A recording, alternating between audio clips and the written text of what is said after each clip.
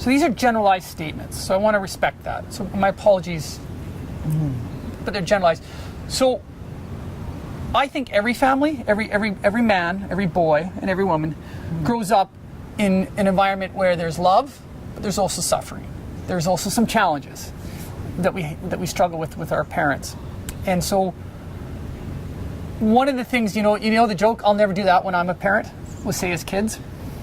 So one of the things that became really apparent was my father was a very interesting character, very eccentric.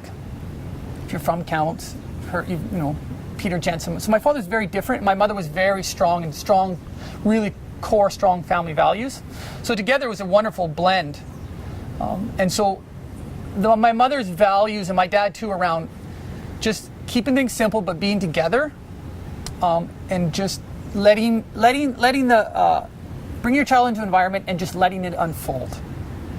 And the joke was, if your kid's happy, if your kid's happy, don't move them. Reorientate your plans. So if you see your child happy, just be with it. But on the flip side, there's lots of things my dad did, especially when I was a little bit older, key moments in my development phase where I'm like, I don't know if I would have done that. And so so what I really do is I see it as a gift from my dad.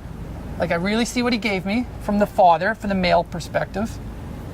And what I chose to do to find peace with some of the things with my father was I thought, you know what? That didn't work really well with me. So I'm going to take that lesson and apply it to my children. So for a quick example was my dad was not very active in extracurricular activities for us.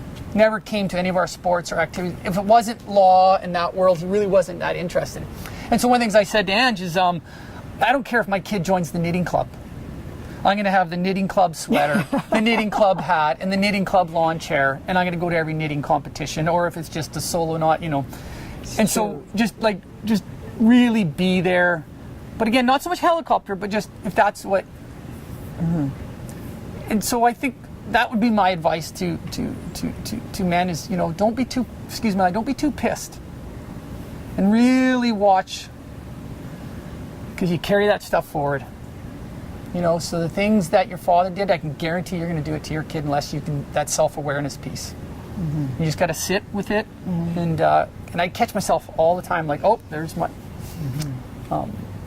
So there's good and bad, and I think there's some great lessons in the bad growing up that we can use as fathers carry forward. And so I hope one day it's just pure good going forward each generation in the next, couple generations.